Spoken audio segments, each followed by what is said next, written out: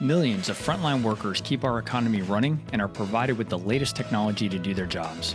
But digital adoption, especially by frontline workers, is really hard. This is Frontline Innovators. We explore how to overcome challenges and achieve success when we empower our essential workers. I'm Justin Lake. And I'm Gene Signorini.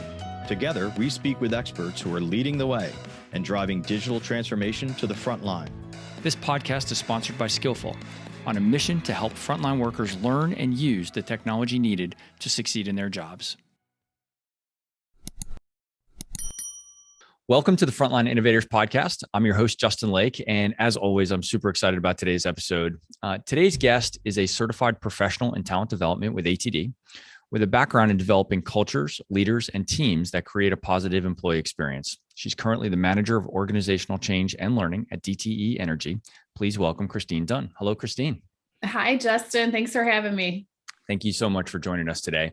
Want to start off as we always do and ask you what you think is the biggest challenge you see facing the deskless frontline workforce today. Yeah, thanks, Justin. Right now, what I'm seeing is the biggest challenge facing our deskless workforce is balancing their daily work and feeling connected to their extended teams, who they are in the field with every day. So our traditional ways of both creating and maintaining those connections have been disrupted and dramatically impacted by COVID and how we work today.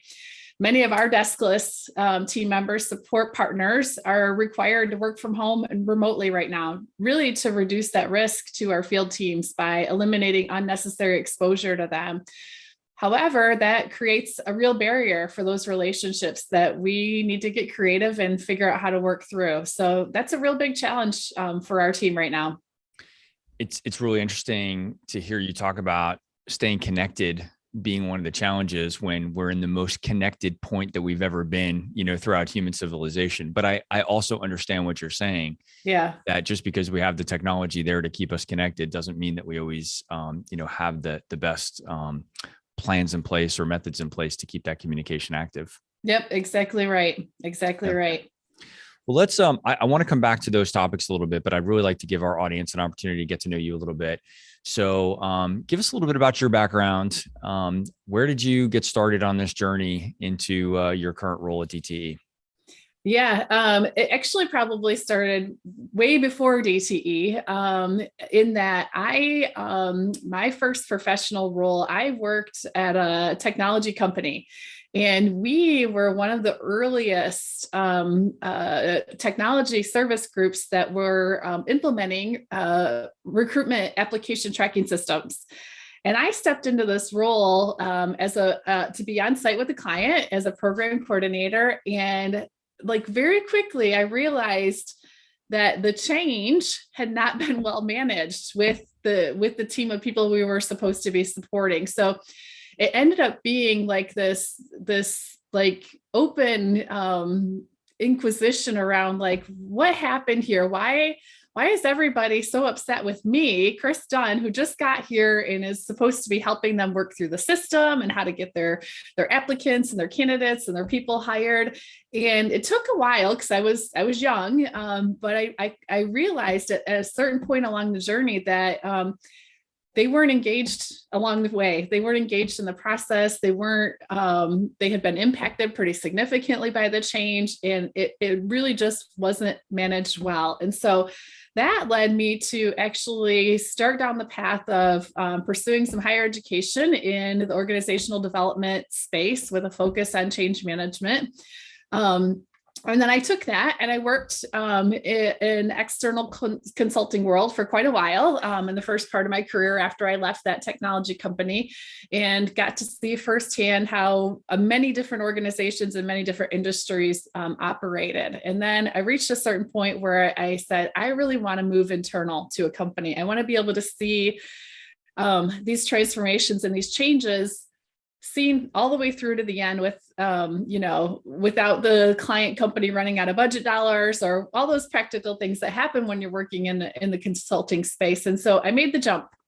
And part of the appeal for me around DTE is that it's a Michigan-based company where I grew up and live currently. And so there's a real opportunity to be part of an organization that has a very significant impact on our local community and even statewide. And when I joined the organization, I started out as a part of their organizational development team with a focus on employee engagement and performance management, talent planning, and leadership development. And over the course of the time, my role changed and I started to lead the team I was working on.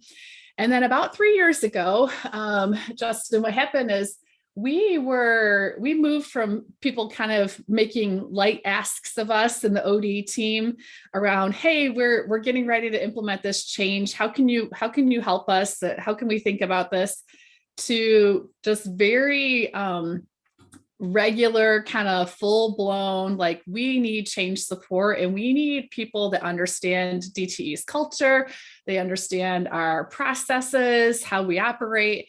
And so I got this awesome opportunity to actually basically have a startup inside our own company. And so we started up the change team, myself and one other consultant at the time, who had been working at DTE for 42 years, has since retired, wonderful man. Wow. And now over the last 3.5 years, basically, that the change team has grown from, myself and one other person to a team of almost 15 consultants that support the enterprise widely, and large scale changes that are both some based in technology, some not, right? There's a lot of changes that are happening outside of the technology space for us in our industry too. So how I got here in this spot was really just, our leadership team and our company on the whole kind of recognizing that what was in front of us, and recognizing it quite a while ago. About 2014, we developed a change leadership model that we use internally still today, to the point where we created a team to provide that support, and went from helping a few projects to supporting probably anywhere between 2 and 3 dozen large scale projects across the enterprise today. So it was just really a recognition of the need that was going to be in front of us a few years back. And then that's starting to realize itself in a lot of different ways. So there are a bunch of things I'd like to explore a little bit there. Yeah. Because I think one of the things that you said is really interesting. I want to understand the pivot here a little bit. When exactly did this current team of 15 consultants, when did that actually come to be? That was only a few years ago, right? Came to be in May of 2018. Yep. Okay. We started out with one and myself. We fairly quickly moved into a team of, basically 3, 4, 5, and then have steadily grown year over year since then. And actually we're adding 4 spots right now to the team. Wow. And anticipating more. Mm-hmm. Do we need to put those job postings in the show notes? Yes, we probably do. Okay. And I think what happened, Justin, is that there was a realization around the value of internal expertise in the change space, and how that actually helped a lot of the efforts that were going on in the company work much more smoothly, to get to the finish line much more effectively. We still, partner with a lot of external organizations to help us. There's so much change going on that we still can't necessarily handle the full scope and capacity with the capacity that we have in the organization. But having somebody that knows DTE, that knows our cultures, that knows how to help with communication pathways has just been a tremendous value to the organization, and has made even our vendor partnerships much more effective. So, were there any particular things that happened inside the organization that really led to shining a light on the need for more strategic change leadership prior to 2018? Or it almost sounds like you're talking a little bit more about just a slow evolution of seeing the benefits. I'd just be curious to hear your take on that. So I really do think that back in 2014, there was kind of a scan of the landscape. And I think there were 2 kind of really important factors that did shine a light on it. One was that we needed to make some significant investment from a technology perspective. Systems like daily work systems, email, what we now think of as normal everyday tools with chat and Office 365 and things like that. And in addition to that, like our work management systems and all the work that is going on right now to, harden the grid and kind of move in a forward direction from that perspective.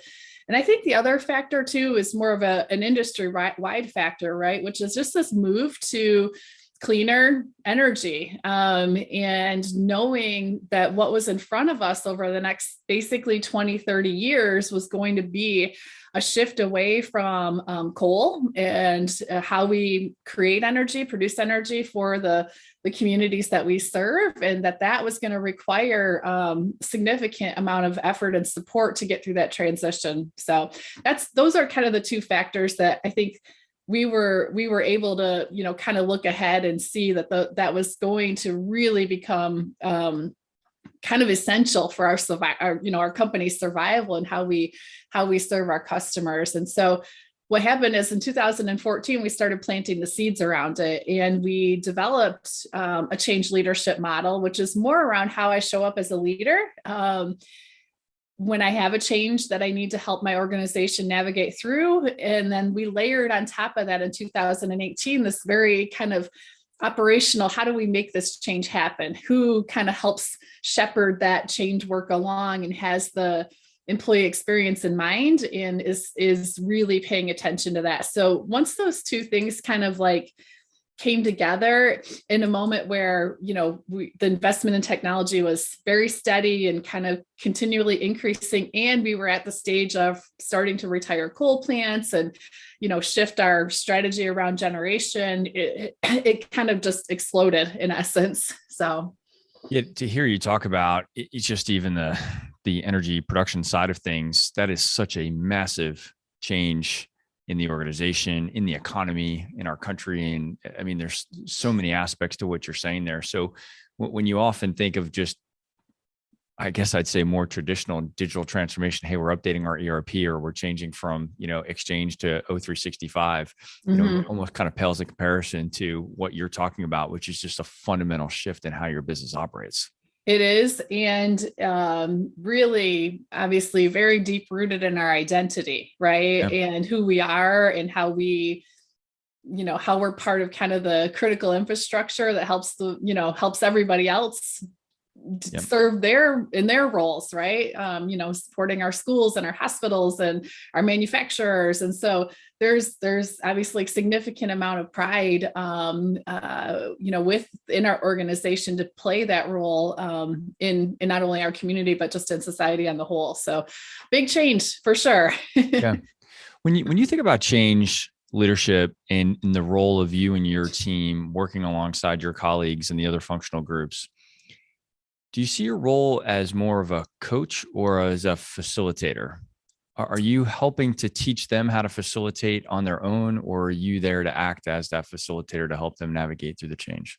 Yeah, we're really doing both. So we're certainly here to kind of help and bring that expertise and that, I'll say, kind of like neutral third party perspective to the table.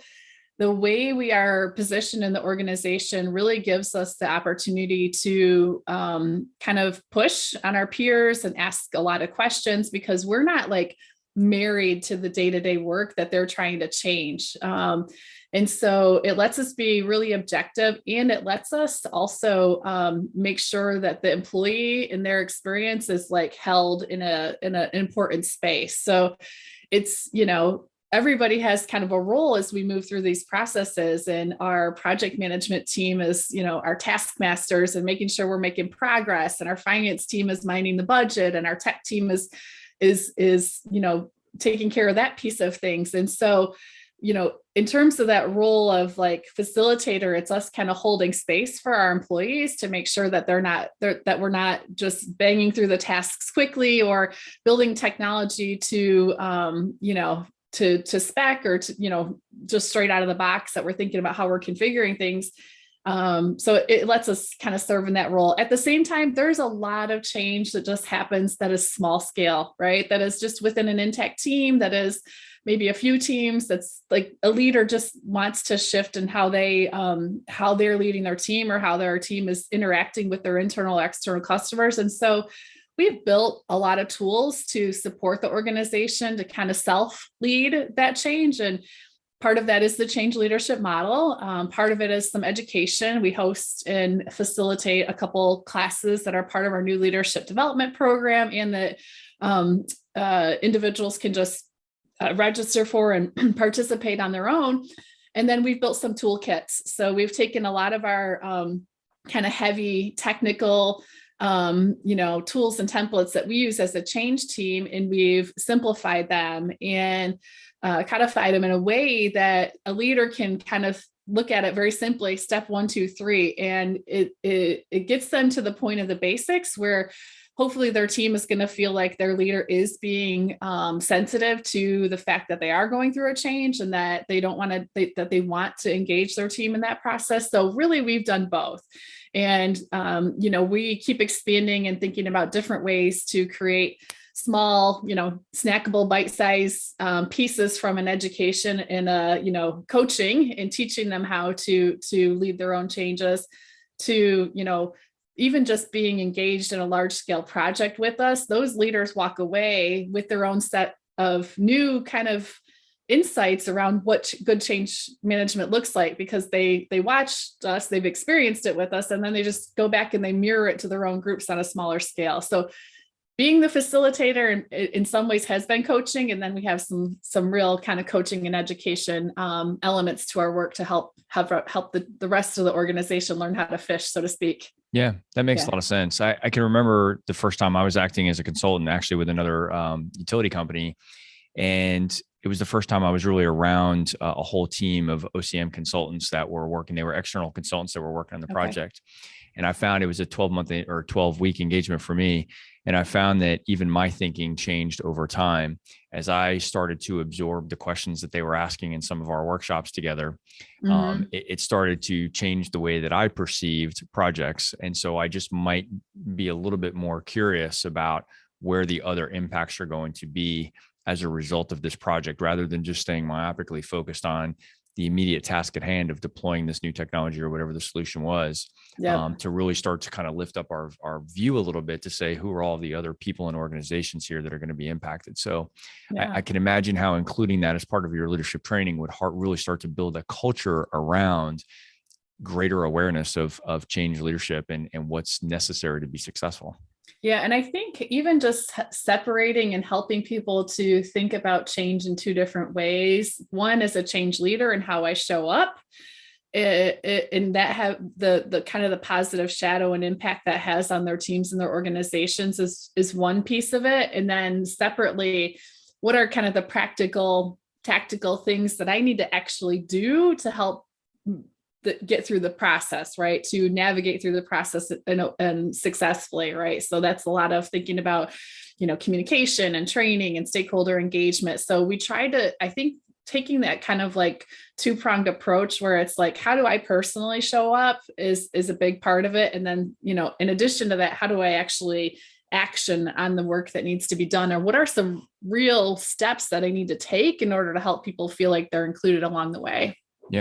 Yeah, that makes a lot of sense. It sounds like you guys have got a very structured plan of attack on this, which is exciting to listen to. We do. I mean, it's matured over the last 3.5 years, Justin. So our new consultants that join the team now are much luckier than those who were with us in the beginning and were part of the creation process. But it's matured along the way, and the team has done an amazing job of really creating a strong foundation for ourselves and how we support the organization, but also for our leaders so that they can do it on their own. And I think the really awesome part is when you're part of a change team, in an organization that has a strong focus around continuous improvement, they're constantly looking at like what's working, what's not working, how do we adjust? And when we bring new consultants into the team, they have their own expertise and experiences that they're bringing to the table. And that's helped influence all of our thinking in how we help our internal customers. So it's been a real positive for all of us. Well, and to talk about that evolution, when you think about an evolution, you typically think of that happening over many, many years, but you're talking about an evolution that's basically happened over 3.5 years, which is really profound and quite impressive. So it sounds like you've done a really nice job of making that happen very quickly. Yeah, and you're not slowing down. We're not slowing down. No, thank you. It is a team effort for sure, right? It's just a group of committed professionals that we've all set high expectations for ourselves and held ourselves accountable for it. And, created a culture within our team that has allowed us to accelerate our journey very quickly, and really a strong appreciation and I think understanding of our unique role that we have inside the company that has helped us to do that. Yeah, that's great. Yeah. Let me circle back around to something that we talked about at the beginning. So I asked you about the biggest change or the biggest challenge facing the frontline workforce, and some of the things that you said were balancing daily work and staying connected, and explaining how the communications have really been disrupted as a result of the pandemic, in particular over the last couple of years. If we were to ask them that question, what do you think the men and women that are in your organization, what would they say is the biggest challenge they're facing? And would it be the same, or would they have a different perspective on that? Yeah, I think they would have a little bit different perspective on it. And I think they would say really the pace and the volume of change that's being expected of them right now, while at the same time holding up high levels of performance and quality of work, right? And so I generally speaking, I think that's what they would say. I might add on to it, and they probably might not say it this way, but the reality is right now we're introducing a lot of new technology to help them work more efficiently. And with that comes this major transition of going from an expert and having that expert status to a learner or a novice. And I think when you are a skilled tradesperson or a skilled professional, that can be an uncomfortable place for many people to be. And I think we all personally, when we're in that spot, we want to really accelerate the learning curve.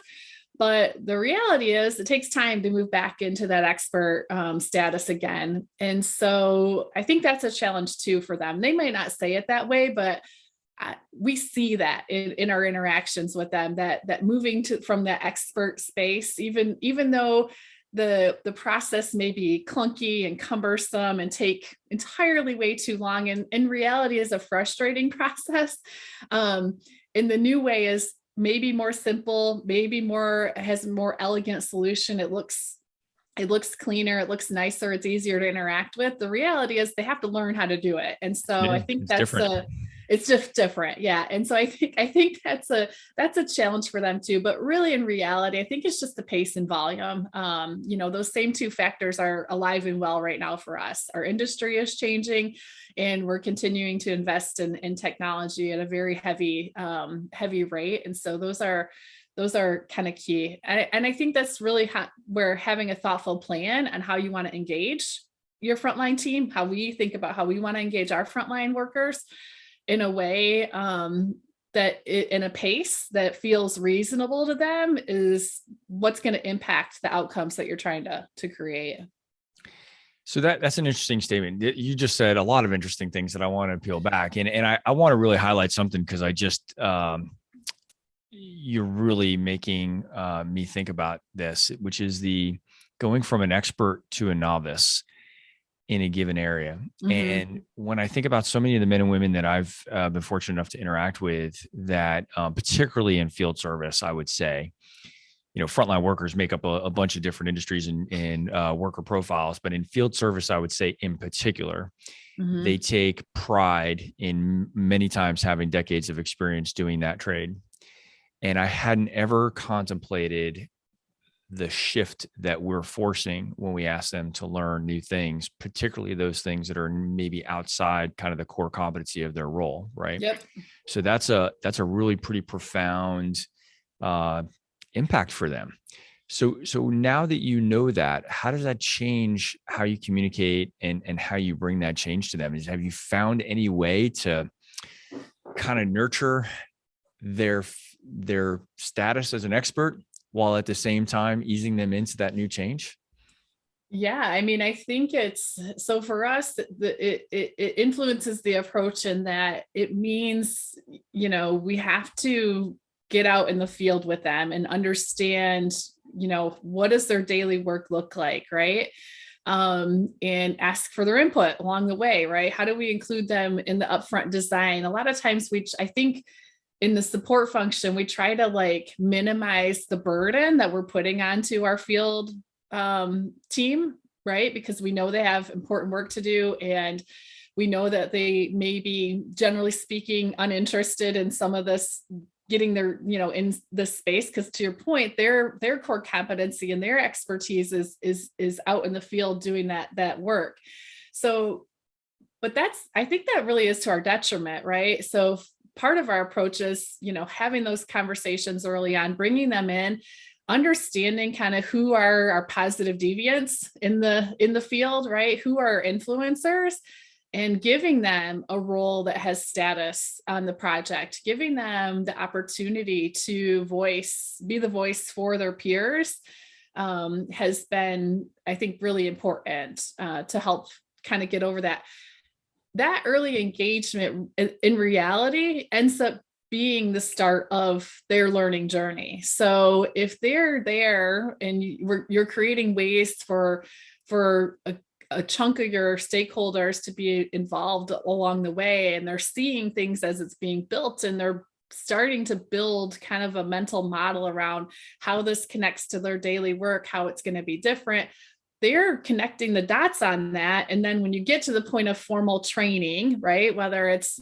taking their device out in the field and showing them how it's going to work differently, or a combination of that and being in the classroom, simulations, that kind of stuff, it feels a lot more comfortable to them. You really are helping them to accelerate that learning curve. So that way, when you're getting to the point of go live, they're not feeling like they have to jam all this new information into their brains to be successful when you pull the plug on their current way of working. So I think those are important pieces to think about in your approach. You mentioned something I don't think that I've heard before, which is giving them a role that has status. Can we explore that a little bit further? What do you mean by that? Yeah. So I think that when I think about a project in a very traditional way, right, there's usually a core team of people that are doing the work to help with the implementation of this technology or whatever the new change is. And, oftentimes there's a role where there's visibility to leadership, the leadership change. There's roles that are of influence on design and how work gets done and how testing happens and how training happens. And so when I say a role of status, that's really what I mean. I mean, putting them in a spot on the team where they are an SME and they have visibility to the project team, they have visibility to their leadership team, they're getting recognition, they have the opportunity to influence their peers. That's really what I mean. And that role could, in theory, be anything on in that project group, right? They could be the lead tester. They could be partnered with the tech team that's doing the design work, and being a reviewer that is signing off on certain things. They could be reporting out at status meetings with the senior leadership team to say, hey, here's how it's going. Here's how the team is feeling about it. So it doesn't have to be a specific role on the team. It needs to be one that actually leverages their expertise and their influence in the organization and gives them a feeling of and real value. So yeah, I think that's useful, right? They are an influencer, and being successful in any change implementation requires social influence amongst your peers. So yeah. When you talked about the pace and volume of work being kind of their big challenge, and if I've learned one thing from all the change management practitioners that we've had on the podcast, is this concept of change saturation. What I'm very curious to learn more about is how we measure that change. So we know that their pace, you mentioned before, their pace in volume has gone up. And in fact, in many industries that we're seeing right now, the workers that are there actually have more work to do because they may have open headcount around them that they're Mhm. having to backfill for. So they actually have more work and more change to absorb at the same time. So have you developed techniques to actually measure the amount of change with something? And, you can't just whip out a tape measure. So how do you measure that? So for us, what we're looking at, and one of the benefits to being kind of part of the central organization to the enterprise is we as a team can look at the different projects that are being brought to us, and we can look at the stakeholders that they're being impacted.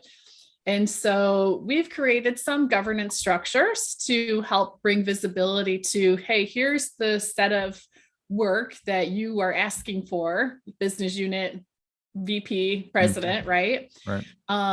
Here's what it looks like and who it's impacting inside your organization. And that through that process, that's helped us to prioritize what work gets done first, second, third, and how we time it and sequence it, because it is impacting the same group of 700 people, right? And realistically, what should we expect from them as we're going through these implementation processes? So less of a measure, I would say, Justin, at this stage in our maturity, but more of at least a way to visualize and see all the work that we're doing across the organization, and ask ourselves, is it really realistic for us to layer on another change on top of the same group of stakeholders where the timing is, you're asking for timing that is very near to the timing of another major implementation. Here's the risk attached to it. So it's given us that voice to have that conversation with our senior leaders and to help make decisions around where the priority is and be realistic about what people can actually handle on top of their daily work. So It's interesting to hear you talk about the trade-off is risk. Yes. Because we can try to jam this down everybody's throat and just say, we have to do it. Right. For sure. But there's risk associated with that. And if there's one thing communicating upward in an organization tends to resonate is articulating that in the form of risk. And, to really call it out so that we're not pressured to just jam something in just because everybody thinks it's possible. Yeah. And we have some guiding principles, I'll say, or, our operating model, here at our organization that helps us prioritize our team, our customers, our community, our investors, right? So we're able to kind of look at, the work that we're trying to do through the lens of what's most important to us. And I think having those guardrails or those, really does help in the decision-making process. It does help you say, like, here's what we need to think about. And also, I think it helps us be a little bit more judicious in our investments and how we're, spending in the organization and which technology we're using and when we're using it. To your point, you can jam it in. However, you're probably not going to really realize the value from what you're trying to do. And it's the way it shows up, I think, is that there's like this minimal compliance, I'll say, with utilizing the technology, but not like a whole scale change. I think you miss out on real process improvements, and people aren't happy, right? Like they're not happy. And so over time, I just think that they'll do it minimally, but they're not really getting out of it what you hope for them to get out of. And so that's something you have to think about. And the business outcomes that were sought as a result of making that tech investment are almost never realized. Exactly. As a result of that. Yeah, right? Exactly. And I think that's really, this is the whole purpose for being with this podcast really is to explore those circumstances, because we've seen those digital transformation initiatives and the varying degrees of success. And to your point, I hope that nobody would consider it successful to just get minimal engagement, right? As you described before. Yes, right. I would hope so. and it's, but when we've had conversations with leadership before, we say, maybe perhaps if you're not prepared to support this transition successfully, then maybe you shouldn't actually implement this change. Right. But that's a hard thing to swallow when you really have aspirations to try to drive this change, and you're really hooked on a new technology that you think can have profound impact to the business operations. But it's really hard to do that if you're not going to maintain and support it properly. Yeah. And so, yeah, I think it's kind of, balancing that short-term view with the long-term view, and looking at what's realistic for the team, and prioritizing what's most important. And, in our world, that is our team, that is employee engagement, it's safety, for our team. And so, having those values in place does help you, navigate through those decisions and that work process, because the reality is it's not unlimited time. It's not unlimited resources. Right. It's not unlimited budget. There are constraints that we have to work in, and those constraints show up in a lot of different ways. They all need to be understood and contemplated so that you can try to create the success. Otherwise, why are you doing it? Yeah. Yeah. When you set out this framework that you're implementing inside or have been implementing, do you consider the challenges of, in particular, digital transformation initiatives, but this may be even higher level at just change, leadership overall? Do you apply the same strategies and tactics that you would for frontline workers as you would with, more traditional corporate personnel? Do you distinguish in any way between the different profiles of different workers? And does that affect how you would implement change in those examples? Yeah. So, what I'll say is our structure, our process, our tools, our templates, I think what I always say to the team, right? This is meant to get you like 70% there, maybe a little more in some cases. The key upfront part of the process is intended to bring out like, who are our stakeholders? What are their needs? What are their concerns? And in the context of the transformation and the change, what do we want them to know about it? How do we want them to feel about it? And what do we need them to do along the way? And so where I think there's a lot more variability is in how our actual communication and stakeholder engagement plan, gets mapped out and shows up, and what those experiences are inside of that. So the overall process is consistent and designed. There's always exceptions, and the team knows they have permission to use their critical thinking and to deviate where they need to. Where a lot of the differences are like in our channels that we use to communicate information, how we share the new technology, what the interaction looks like. The other influences to all that are timing of the project and the scope of the project, how many people are being impacted. So yeah, our process is designed, front to end to be applied across the board and not skip any major elements of being successful in managing the change. But inside that, in specific deliverables, there's flexibility to meet the needs of the project and to meet the needs of the stakeholder. So it's helpful in that having a baseline, you're not creating everything from scratch every day, all the time. It creates a lot of consistency and quality and experience for people and how they think about change and what that experience is. We don't want it to be a half-baked experience on one project and another project to have like this, white glove service all the way through. And so we try to create, a universal approach that applies across the board, but there's flexibility inside it to do what's right for the team. Yeah, it sounds to me like maybe the strategy is more universal, and it creates an opportunity for assessment and discovery about the uniqueness of each change, and then thinking about the individual stakeholders. And it sounds like perhaps more the tactics in terms of like your communication channels, as you described before, and the actual methodologies that you would implement are going to be different, depending on, and it's not just the frontline workers, but all of the different, profiles throughout the organization. Yep. And it's, for us, we support both technology-based projects and other types of changes in the organization, cultural changes. A great example is, we're supporting our coal plants retiring. There's no technology in there. There's no go live date. There's actually a quiet date, so to speak. And so those are very different kind of changes that the organization is navigating through. So we have to be nimble enough in our thinking to create, solutions that fit the change that's happening. But we want to have a complete process. We don't want to miss any of the important aspects of thinking about, how do we assess what's happening in the organization? How do we understand those needs? What are the right types of solutions to help us get to that end that we want to? Yeah.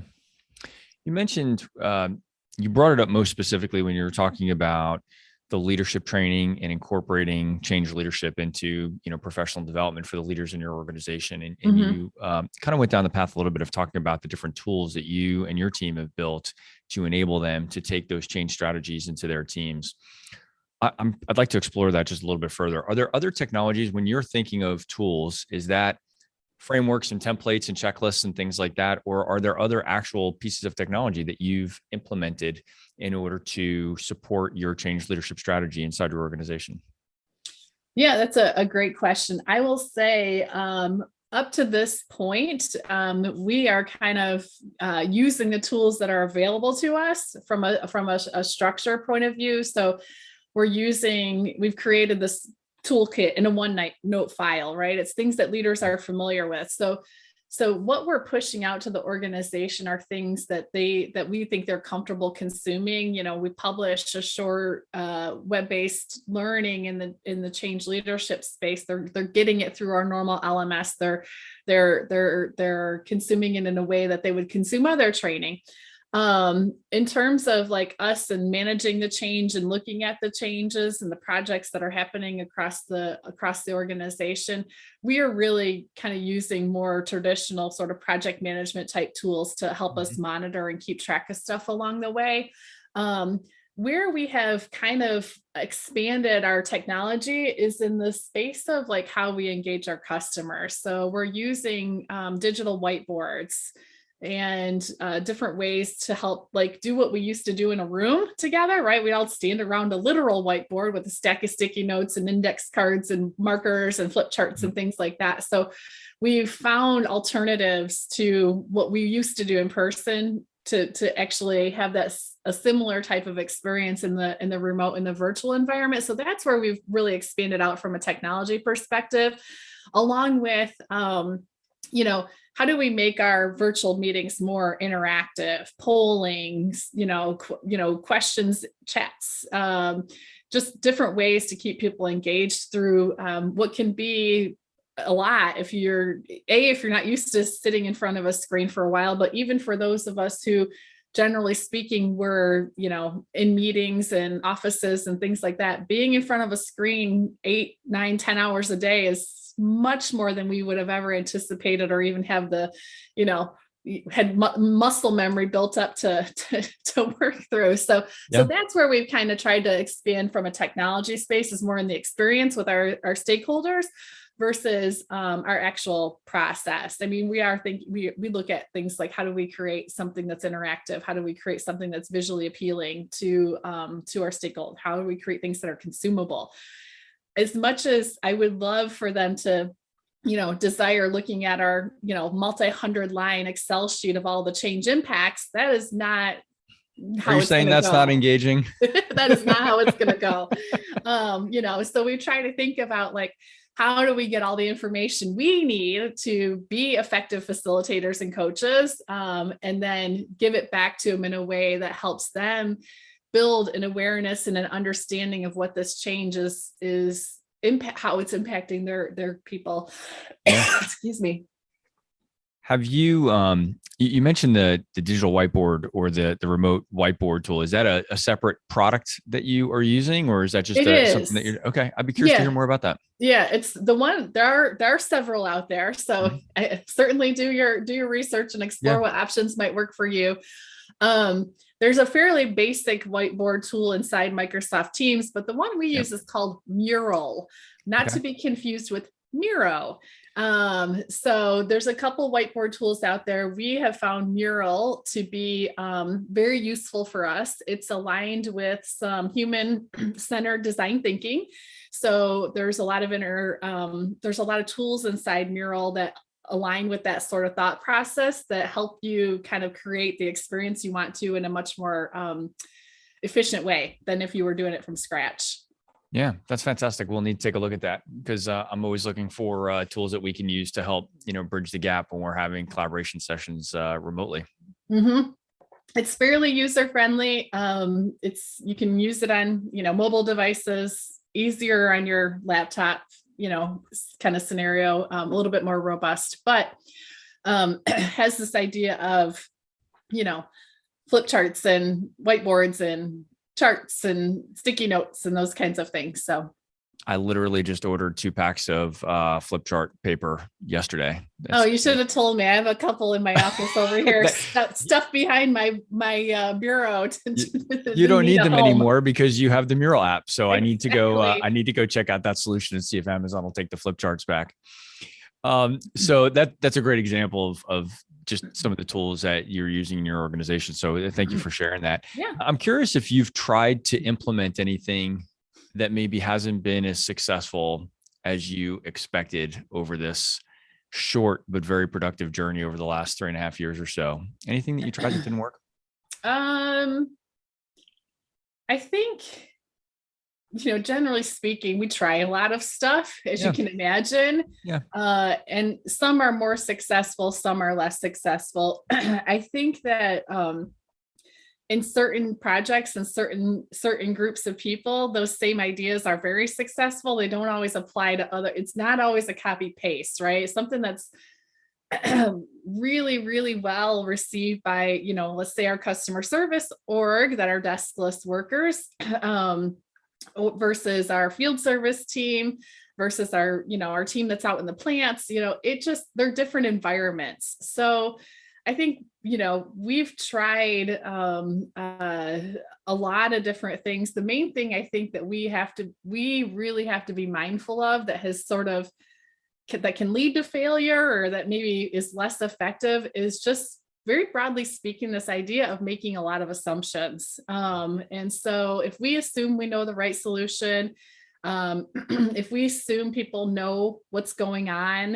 and that they're well informed, if we assume they're kind of happy with the change, like it's new, it's fancy, it's pretty, that is where we run into faulty plans that have gaps in them, that don't really get us to that change in behavior that we're looking for, or that adoption that we're looking for. So that's, I would say that's kind of a failure point if we get into that space. And sometimes that's easy to do because we all work for the same company. We all espouse very similar values. We've all signed on to our kind of like aspiration and how we serve each other and our service keys, that kind of thing. At the same time, we're all very unique individual people, right? We all have very different experiences and knowledge that we're bringing to the table. So yeah, I'm trying to think of fortunately we haven't had like this like explosive, failure where we're all like hiding in our offices for a week afterwards, which is good news. I certainly didn't mean to try to drag out something that severe, but I think you really described it as, the way that you've really explained a lot of things about the way that your team is operated is in making a lot of small adjustments along the way. And that's actually a fantastic strategy for mitigating risk of having, significant failures by continuing to tweak things. I would say there's certain things we've over-engineered along the way. And we realized that like our sponsors, our champions, didn't need something quite so engineered. And so we simplify, we bring it down, we try to keep that like, is this consumable in mind, right? Knowing that just broadly, there's a lot of information that they are consuming, these sponsors and these champions. So we certainly have made those small adjustments over time because we perhaps were a little overzealous in the beginning. Yeah. Well, and something else you said, I think is really powerful. And it really speaks to why we want to have this podcast and really have this conversation, is that the assumptions that we might make entering into a new situation based on things that we witnessed elsewhere, can really have a negative impact. And so, the example I would draw from what you just said is that if, we had an experience with an internal headquarters team, working on an ERP implementation with the accounting department, and we applied some tactics to that group, which were very successful, to then take those exact same tactics out and use them with a different group that may be completely in different circumstances. We can't make the assumption that will be successful there just because it was elsewhere. Yeah, absolutely. I think it's what it tells me is that we have to ask all the questions. We have to do the go and sees out in the field at the point of activity. We have to take the time to kind of critically look at each aspect of the transformation, and give it its due time and evaluation. So that's the opportunity and the benefit for us as a central team is that we can prioritize that as part of our role. We can, like I was saying earlier, kind of hold that space for what the employee experience looks like. And we can, because we're going into these projects, we're not the experts. We don't know their work processes. We don't know their technology. Some people might say like it lets us ask a lot of dumb questions because we're outsiders. But it kind of reminds us, and it lets us not just get too comfortable with whatever's happening and to make those assumptions. We try to approach it with like very fresh eyes and new eyes and kind of an attitude of, I don't know, I need to learn, I need you to help teach me. And so that's been helpful. Open-mindedness is fantastic. Yeah. So we're kind of winding down toward the end here. I'd love to get your take on what your favorite part is about working with technology. And it sounds like you're using a lot of technology in your role and with your team. What's your favorite part of that? My favorite part of it is just like getting rid of a lot of waste that used to exist. We like Flipcharts, like Flipcharts, but also like attachments in sending 17 emails back and forth across 8 people who need to co-author and collaborate on a document, right? If somebody sends me an email attachment, I kindly reply back and say, can you send me the link to the document? And I don't share information in that way when I'm collaborating with people. I send them the live document. And just last week, I was collaborating with a couple colleagues and I opened up the file and I didn't panic because I knew there was version history inside Office 365, but this person had made very material changes to the file. They were kind of changing it to a different type of file, a different purpose. They had a different need. They deleted like probably 75 or more % of the content that was in this file. And before they did a save as. No, there's no save as. Exactly. It's real time, saving kind of thing. And I was texting with the other colleague that I was working with, and she was asking me these questions. And I said to her, I think maybe something has changed because everything is mostly gone. So it seems like we're going in a different direction. So long story short, what I was appreciating was that, I told her, don't worry, I will go back and get the version and save a copy of it. So we have that broader content. Now we have two different working files that are serving different purposes that we both need. But like really, maybe in the old world, we didn't have that, right? Like if you deleted it or if it was gone, it was gone. And so what I just appreciate about the technology is 1, it gets rid of waste. 2, it lets us collaborate in a much more efficient, meaningful way.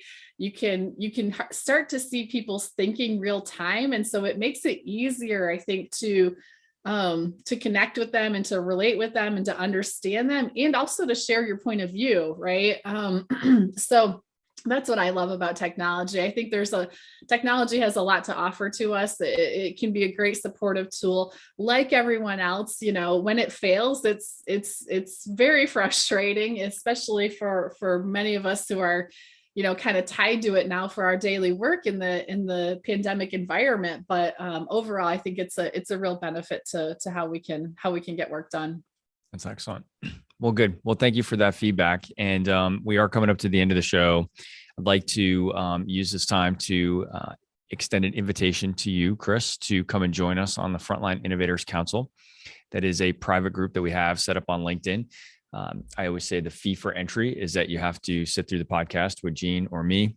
And so now that you've passed that gate, we'd like to welcome you to the Frontline Innovators Council. There are a whole bunch of other folks who are doing very similar things, and also many different things inside similar and different industries. So we're really building a pretty neat, diverse group of professionals across a multitude of different industries and different geographic locations, and would love to have you come join us on that group. So thank you for your participation today, and can't wait to keep the conversation going inside the council.